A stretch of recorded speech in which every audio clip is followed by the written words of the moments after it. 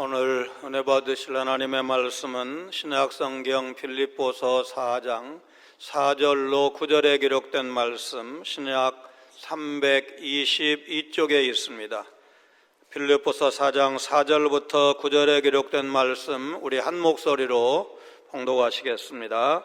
주 안에서 항상 기뻐하라. 내가 다시 말하노니 기뻐하라. 너희 관용을 모든 사람에게 알게 하라. 주께서 가까우시니라. 아무것도 염려하지 말고 다만 모든 일에 기도와 간구로 너희 구할 것을 감사함으로 하나님께 아뢰라. 그리하면 모든 지각에 뛰어난 하나님의 평강이 그리스도 예수 안에서 너희 마음과 생각을 지키시리라. 끝으로 형제들아, 무엇에든지 참되며 무엇에든지 경건하며 무엇에든지 오르며 무엇에든지 정결하며 무엇에든지 사랑받을 만하며 무엇에든지 칭찬받을 만하며 무슨 덕이 있든지 무슨 기림이 있든지 이것들을 생각하라. 너희는 내게 배우고 받고 듣고 본 바를 행하라. 그리하면 평강의 하나님이 너희와 함께 계시리라. 아멘. 작년 한 해 살아오신 삶에 대해서 여러분 어떻게 생각하십니까? 나는 후회 없이 살았습니다. 최선을 다한 한 해였습니다. 이렇게 말할 수 있는 분보다 아쉽습니다. 기회가 주어진다면 다르게 살고 싶습니다. 말하고 싶은 분이 더 많지 않을까 싶습니다. 지난날을 돌아보면 아쉬움과 회한이 많습니다. 1920년 4월생이신 김영석 교수님께서 KBS와 신년 인터뷰를 하셨습니다. 어제 일부 방송되고 오늘 밤에 나머지 방송된다고 하는데 한번 보시기 바랍니다. 그 중에 100세인 7명 친구들 말씀을 하시는데 그분들에게 공통점이 있답니다. 욕심이 없고 남의 욕을 하지 않는다. 큰 울림으로 다가왔습니다. 최근에 사랑하는 가족을 보내셨거나 건강을 잃고 큰 고통을 겪으신 분들은 아쉬움이 더 클 것입니다. 뒤를 돌아보고 반성하는 것 못지않게 새해를 어떻게 살까 결단하는 것이 더 중요합니다. 과거는 바꿀 수 없지만 미래는 달라질 수 있기 때문에 그렇습니다. 바울 사도께서 빌립보 교회 성도들에게 주신 권면의 말씀을 묵상하고 그렇게 살기를 결단하시는 2024년 새해가 되시기를 바랍니다. 첫째로 주님을 기다리며 관용하며 살 것을 결심하시기를 바랍니다. 사도 바울은 3장에서 표대를 향하여 나아가기를 권면했고 4장에서 성도들을 향해서 기뻐할 것을 당부했습니다. 기뻐하되 주 안에서 기뻐하라 말씀하는데 사도 바울이 주 안에서 기뻐하라고 말씀할 만한 상황인가? 지금 사도는 감옥에 있습니다. 그런데도 기뻐하라고 말하는 것은 참된 기쁨은 상황에 환경에 좌우되는 것이 아니라 우리와 함께 하시고 우리를 인도하시는 주님 안에 거할 때 누릴 수 있음을 강조한 것입니다. 사도 바울이 항상 기뻐하라 빌립보서에서 7번이나 반복한 것도 주목해야 합니다. 같은 말을 한 번, 두 번도 아니고 7번이나 반복한 것은 성도가 일이 형통할 때는 말할 것도 없고 고난과 시련이 닥쳐올 때도 변함없이 기뻐할 것을 가르친 것입니다. 객관적으로 볼 때 초대교회 성도들은 기뻐하고 감사할 일보다 슬퍼하고 낙심할 일이 더 많았을 것입니다. 사도 바울 역시 빌립보서를 쓸 때 형제 중 다수가 나의 매임으로 말미암아 나의 매임의 괴로움을 더하게 할 줄로 생각하여, 그러니까 감옥에 갇혀있는 상태에서 이 빌립보서를 쓴 것입니다. 로마의 차가운 감옥에 갇혀 있으면서도 사도 바울은 끊임없이 기뻐했고 오히려 감옥 밖에서 사도를 걱정하는 빌립보 교회 성도들을 향해서 자신처럼 기뻐할 것을 권면한 것입니다. 2장 17절 18절 같이 읽습니다. 만일 너희 믿음의 제물과 섬김 위에 내가 나를 전제로 드릴지라도 나는 기뻐하고 너희 무리와 함께 기뻐하리니 이와 같이 너희도 기뻐하고 나와 함께 기뻐하라. 전제로 드린다. 번제나 소제를 드릴 때 제물 위에 술이나 기름 등을 붓는 것을 전제 혹은 관제라고 했는데, 성도를 위해서 순교의 제물이 된다 해도 기뻐할 것이다. 희생양이 된다고 해도 나는 기뻐할 것이다. 그런 말씀입니다. 사도 바울이 감옥에 갇혀 있으면서도 이런 기쁨을 누릴 수 있었던 것은 그가 그리스도 예수 안에 거하면서 그분을 위해서 살아왔고 지금도 그분을 위해서 살고 있기 때문에 가능한 일이었습니다. 사도는 4장 12절에서 풍부에 처할 줄도 알고 비천에 처할 줄도 아는 일체의 비결을 배웠다고 했습니다. 이런 경험이 있었기에 사도 바울은 빌립보 교회 성도들에게 어떤 상황 속에서도 주 안에서 항상 기뻐하라 권면할 수가 있었던 것입니다. 사도 바울이 빌립보 교회 성도들에게 기쁨을 강조한 것은 자신의 체험에서 우러나온 영적 권고였습니다. 사도는 기뻐하라 권고한 다음에 성도의 관용에 대해서 말씀하십니다. 성도는 주 안에서 항상 기뻐할 뿐만 아니라 주변 사람에게 관용을 베풀어야 합니다. 그 이유는 주께서 가까우시기 때문입니다. 가까우신이라는 구절은 공간적, 시간적 의미 모두가 가능한데 주님이 성도들 곁에 계신다는 공간적 의미일 수도 있고 주님이 오실 날이 임박했다는 그런 의미일 수도 있습니다. 그러나 전체적인 내용을 이제 고려할 때 주님 오실 날이 임박했다는 시간적 의미가 더 강하다 할 것입니다. 주께서 가까우시니라는 구절은 너희 관용을 모든 사람에게 알게 하라는 권면의 이유입니다. 관용은 어려운 상황에서도 평정을 유지하면서 이해심을 발휘해서 상대를 너그럽게 대하는 영적 인내를 말한다. 이제 존 칼빈의 해석입니다. 사도가 주께서 가까우시다는 말을 덧붙인 것은 이런 관용적인 태도를 계속 유지하기가 쉽지 않음을 사도 자신도 알고 있었음을 말해주는 것입니다. 가끔은 되로 받았지만 내가 받은 것보다 훨씬 세게, 그러니까 말로 갚고 싶은 유혹을 받을 때가 없지 않습니다. 그러나 우리는 주님이 오셔서 악인에게 벌을 주시고 부조리한 것을 바로 잡아 주실 것이라는 소망을 품고 인내하며 기다려야 합니다. 주님의 심판 다가왔기 때문에 그렇습니다. 주님의 심판날이 가까웠기 때문에 성도는 어떤 상황에서도 인내하고 공의로운 심판장이 오셔서 판단하실 날이 다가오고 있음을 믿고 관용을 베풀어야 한다는 말씀은 오늘 본문뿐만 아니라 다른 성경에서도 여러 차례 강조하고 있습니다. 야고보서 5장 7절로 9절과 요한계시록 3장 11절 말씀을 차례로 읽습니다. 그러므로 형제들아 주께서 강림하시기까지 길이 참으라. 보라 농부가 땅에서 나는 귀한 열매를 바라고 길이 참아 이른 비와 늦은 비를 기다리나니 너희도 길이 참고 마음을 굳건하게 하라. 주의 강림이 가까우니라.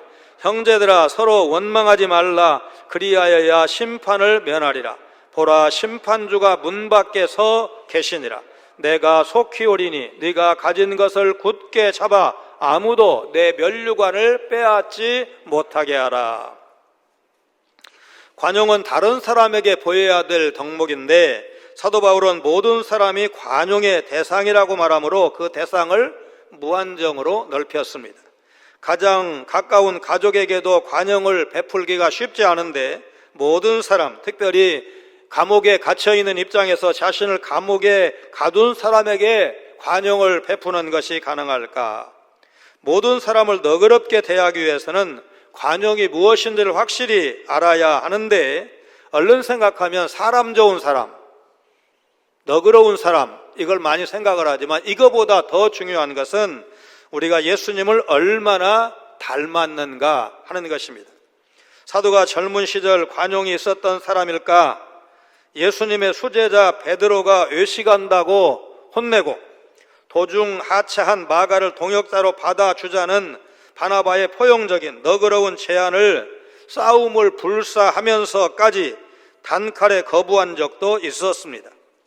그런데 사도는 우리가 관용해야 할 이유를 오늘 본문에서 주께서 가까우시기 때문이라고 했습니다.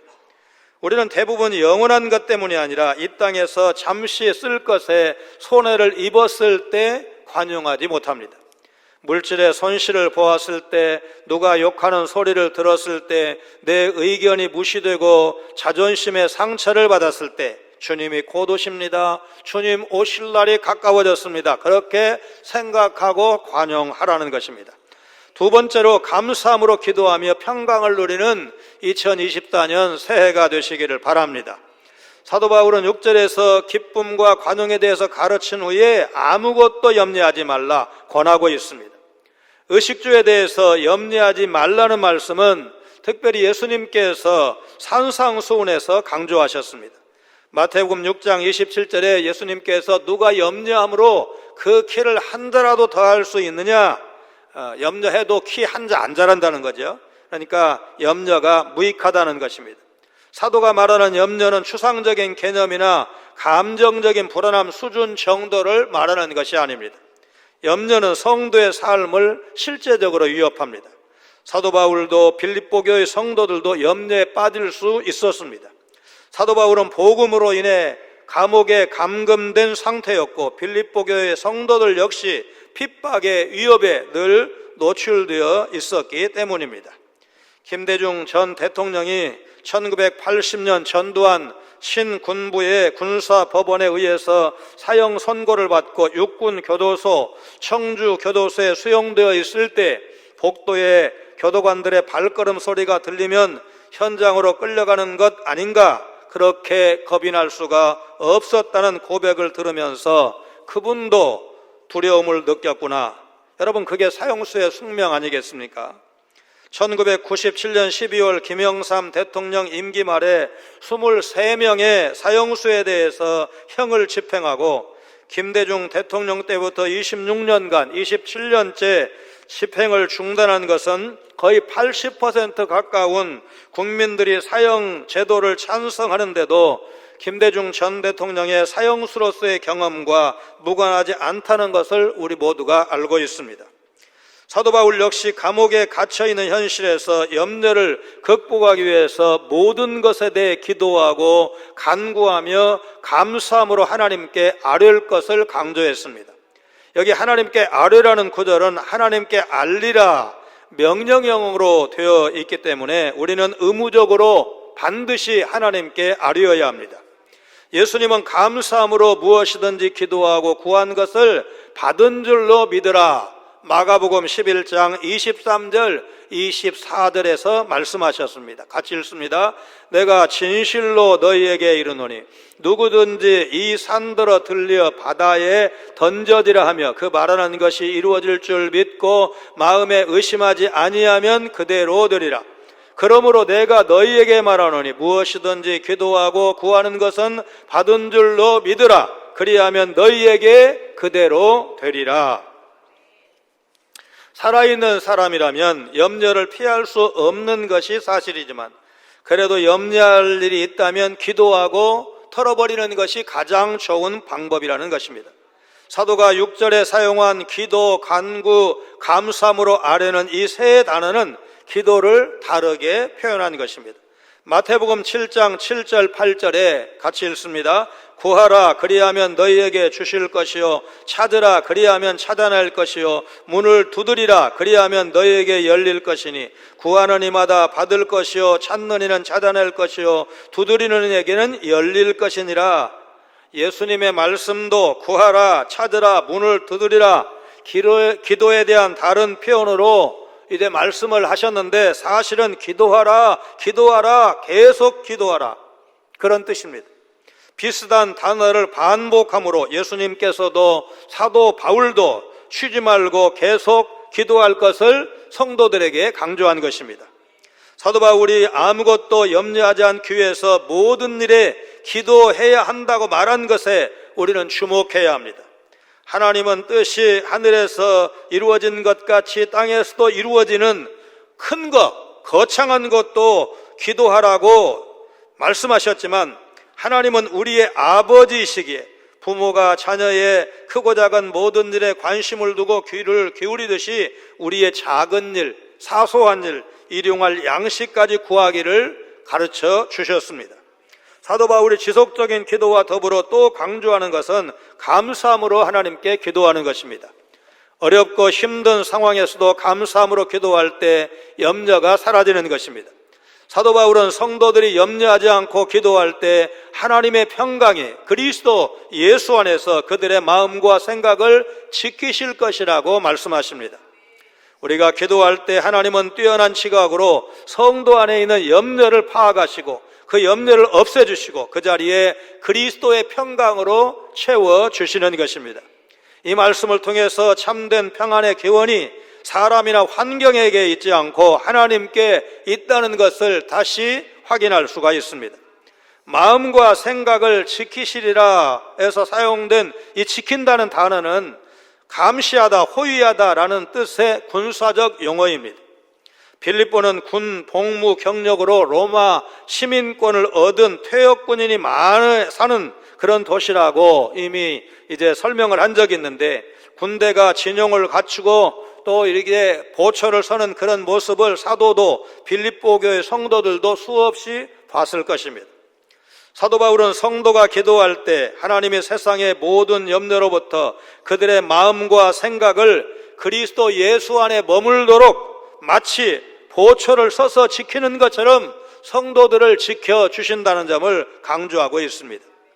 우리의 마음과 생각이 그리스도 예수라는 성벽 안에 있고 하나님의 평강이 그 성문에서 보초를 서며 세상의 각종 위협에서 지켜줄 것이라는 말씀입니다. 이것은 로마 군인이 지켜주는 것과 비교할 수 없는 전능하신 하나님의 보호하심이시고 지키심이십니다. 시편 121편 4절에 이스라엘을 지키시는 이는 졸지도 아니하시고 주무시지도 아니하신다 말씀하신 것을 여러분 기억하시길 바랍니다. 사도 바울이 말씀하는 평강의 배경에는 히브리어 샬롬이라는 개념이 있습니다. 사실 이스라엘의 제사장들은 민수기 6장 22절 이하에 말씀하신 것처럼 자기 백성에게 샬롬을 기원하는 축복을 선포해야 하는데, 선포하면 하나님은 내가 그들에게 복을 주리라고 약속하셨습니다. 샬롬은 사회적 차원에서는 평화, 인간관계에서는 화목, 개인의 마음에서는 평안이 될 것입니다. 샬롬은 전적으로 하나님의 은혜로 얻는 것이고, 인간이 스스로 얻기 위해 다양하게 시도할지라도 결국 우리 통제 범위 너머로부터 오는 것입니다. 그래서 모든 지각에 뛰어난 하나님의 평강이라고 표현한 것입니다. 평강은 하나님의 은혜에서 비롯되는 것이 명백하기 때문에 우리는 하나님께 평강을 구해야 됩니다. 하나님, 우리 가정을 평안케 하여 주옵소서. 우리 교회가 은혜 가운데 평안함 가운데 든든히 서가도록 역사해 주옵소서. 그런 기도가 필요한 것입니다. 마음 수련이나 명상이나 마인드 컨트롤 같은 거 의미 없다고 할 수는 없지만, 그런 일들을 통해서 우리에게 오는 평안은 일시적이고 피상적일 뿐입니다. 참 평강은 밖에서부터 임하고 하나님과 연합하는 깊은 기도와 말씀, 묵상을 통해서 우리에게 온다는 사실을 우리가 체험해야 됩니다. 사실 우리가 살아가면서 평정심을 잃고 우왕좌왕하면서 인간관계에서 상처를 주고받는 이유는 이미 기정사실화된 과거의 일보다는 대부분 실제로 일어나지도 않은 미래에 대한 염려 때문에 이제 걱정하고 염려할 때가 많고, 그러면서도 정작 기도의 자리에는 나아가지 않기 때문입니다. 사도 바울은 성도의 특징으로 기쁨과 관용을 제시한 후에 아무것도 염려하지 말라 말씀하는데, 염려를 중단하라 그런 뜻입니다. 우리는 기도하면서도 염려하는 것이 사실입니다. 이런 우리에게 사도 바울은 기도의 자세를 바꾸라고 요구하고 있습니다. 기도할 때 찾아오는 염려는 던져버리고 그 빈자리를 감사로 채우라는 것입니다. 그렇게 하면 기도하는 사람이 변하는 것입니다. 환경이 변하는 것보다 기도하는 사람이 바뀌는 것이 더 놀라운 응답 아니겠습니까? 사도 바울은 체험적으로 이 사실을 알고 있었던 것입니다. 염려하지 않고 감사하면서 기도하면 하나님의 평강이 그의 마음과 생각을 바꿀 것입니다. 우리는 내면보다 바깥에 있는 것을 바꾸려고 합니다. 결혼 후에 남편을 바꾸고 아내를 바꾸겠다는 사람, 나 아닌 상대방을 변화시켜달라고 기도했지만 사람 참 변하지 않더라. 그런 고백을 여러분, 그런 간증을 들어보셨을 것입니다. 그러나 기도의 본질은 기도하는 사람이 변화되는 것입니다. 기도하는 사람이 바뀌면 염려거리였던 환경, 조건은 더 이상 우리에게 영향력을 행사할 수가 없습니다. 감사하면서 기도하면 염려가 더 이상 우리를 지배하지 못하고 평강의 하나님이 주시는 평안이 우리를 가득 채우는 것입니다. 이렇게 된다면 이런 상태보다 더 큰 기도의 응답이 있겠습니까? 세 번째, 2024년 새해에는 배우고 듣고 본받을 행하는 단순한 삶을 살아가시길 바랍니다. 사도 바울은 끝으로 형제들아 수사적 표현으로 이 단락의 마지막 당부의 말씀을 주고 있습니다. 여기에서는 높은 윤리적 기준을 제시를 하는데 성도의 믿음은 고귀한 도덕적 삶으로 표현되어야 합니다. 이 덕목의 원어적 의미를 이렇게 요약할 수 있습니다. 참된 것은 하나님과 그리스도 및 성령 안에서 발견되는 바른 것입니다. 경건한 것은 신성함을 추구함으로써 존경받을 만한 모범이 되는 것입니다. 옳은 것은 바르고 참된 것을 말하고 정결한 것은 도덕적으로 더럽히지 않고 깨끗한 순결함을 말합니다. 사랑받을 만한 것은 즐겁고 유쾌하며 사랑스러운 것을 말합니다. 칭찬받을 만한 것은 존경받고 좋은 평판을 받는 것을 말합니다. 사도는 뛰어나다는 인정이나 칭찬을 받고 싶다면 이상의 6가지 덕목을 생각하라고 빌립보 교회 성도에게 권면하고 있습니다. 8절 끝에 이것들을 생각하라 명령하고 있는데 그 생각을 거하게 하라 그런 의무를 갖고 있기 때문에 계속해서 지금 말씀드린 6가지 덕목을 염두에 두고 있으라는 말입니다. 성도의 믿음과 윤리적 삶은 나눌 수가 없습니다. 사도는 또 자신에게 배우고 받고 듣고 본 바를 이제 궁극적으로 실천해야 된다는 사실을 9절에서 강조하고 있습니다. 빌립보 교회 성도들은 사도 바울로부터 배운 것을 간직할 뿐만 아니라 그것을 활용하고 실천하는 삶을 살아야 합니다. 사도 바울에게서 받은 초기의 전승, 그러니까 교회 개척 초기에 사도가 가르쳤던 것을 굳게 지켜야 합니다. 그들은 사도의 말씀을 직접 들었고 그의 선교 사역을 눈으로 목격한 사람들입니다. 그래서 사도 바울은 자신을 모델로 제시를 하면서 자신에게서 배우고 듣고 본바를 행하라고 명령한 것입니다. 듣고 배우기만 해서는 아무 일도 일어나지 않습니다. 알고 깨달았다고 저절로 삶이 변화되는 것도 아닙니다. 우리가 자주 범하는 오류는 아는 것과 실제 삶을 제대로 구분하지 못하는 것입니다. 뭔가를 알고 있는 것을 그렇게 살고 있다고 착각하시면 안 됩니다. 이대로 살아도 문제가 없다고 방심하시는 것도 안 됩니다. 듣고 배운 바를 실제로 행할 때, 그렇게 살 때 우리 삶의 변화가 일어나고 우리 신앙생활의 능력이 나타나는 것입니다. 성숙은 배우는 것으로 저절로 오는 것이 아니고 그 배운 것을 힘써서 실천할 때 가능한 것입니다. 사도 바울은 자신의 믿음을 구체적인 순종으로 표현하면서 살아왔습니다.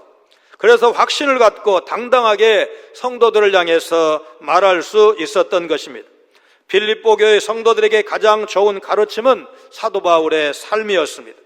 빌립보 교회 교인들은 사도의 삶을 보고 들으면서 예수 그리스도의 진리를 실제로 체험적으로 배운 것입니다. 사도는 이제 빌립보 교회 교인들도 자신처럼 배운 것을 실천하며 살라고 당부하고 있는 것입니다. 그럴 때 평강 하나님이 여러분과 함께한다는 그런 말씀입니다. 사도 바울은 성도의 삶에 대한 교훈적 결론을 위해서 참됨과 경건, 옳음과 정결함, 사랑스러움과 칭찬받을 만한 행동, 덕과 계림을 8절에서 구체적으로 열거했습니다. 우리는 말로는 그럴싸하게 가르치는 선생 역할을 할 수가 있지만 행동은 그렇지 못한 경우가 적지 않습니다. 나를 본받으라는 말씀처럼 부담스럽고 하기 어려운 말도 없을 것입니다. 그런데 사도는 자신 있게 너희는 내게 배우고 받고 본 바를 행하라고 선포했습니다. 그는 말한 대로 살았고 가르친 대로 행동했습니다. 그에게는 말과 행동이 다른 이중적인 모습이 없었던 것입니다. 그의 삶은 단순함 그 자체였습니다. 사람에게 하는 말과 보이는 행동 사이에 복잡한 계산이 없었습니다. 그는 혼자였을 때나 군중 속에 있을 때나 어떤 차이점도 없었습니다. 이중적인 삶을 살았다면 사도 바울의 삶은 평안치 못했을 것입니다. 우리의 삶이 복잡한 것은 말과 행동, 가르침과 삶이 다르기 때문일 것입니다. 말한 대로 살고 가르친 대로 사는 단순한 삶이 평강을 준다는 사실, 평강의 하나님이 그런 성도에게 함께 하신다는 사실입니다. 새해에는 모든 사람에게 관용하며 살자, 염려 대신 감사하며 기도하자, 본을 보이며 말씀대로 단순하게 살자, 이 세 가지를 매일 실천하신다면 우리의 삶이 달라질 것입니다. 세 가지를 완벽하게 다 실천하면 더할 나위 없이 좋겠지만 그중 한 가지만이라도 끝까지 행한다면 우리는 조금은 예수님을 닮아갈 것입니다. 내 인생, 내 마음대로 되는 것 하나라도 있었나 너무 쉽게 포기하지 마시고 1년 후에 지금보다는 좀 더 변화된 모습을 기대하면서 말씀을 배우는 일에 열심, 말씀을 실천하고 순종하는 일에 열심, 그래서 여러분 자신이 내가 좀 달라지긴 달라졌어 이렇게 체험하시는 귀한 은혜가 함께 하시기를 주님의 이름으로 축원합니다. 거룩하신 하나님, 옥중의 사도가 기뻐하며 관용을 베풀라 당부한 말씀을 기억하며 기뻐하고 감사한 한 해 되게 하여 주옵소서. 우리 속에 찾아오는 온갖 염려 대신 감사하며 기도하여 응답받는 복된 한 해 되게 하여 주옵소서. 사도가 빌립보 교회 성도들에게 당부한 참되고 경건하고 의롭고 거룩하고 사랑할 만하고 칭찬할 만한 것들을 품고 높은 윤리적 삶과 칭찬받는 삶을 살도록 강조한 것을 기억하며 금년에는 성경 열심히 배우고 실천하는 한 해가 되게 하여 주옵소서. 말씀대로 살아 하나님의 평강을 우리 가정과 교회, 직장과 공동체에서 맛보며 누리는 귀한 한 해가 되도록 하나님이여 붙들어 주옵소서. 예수님 거룩하신 이름으로 간절히 기도하옵나이다. 아멘.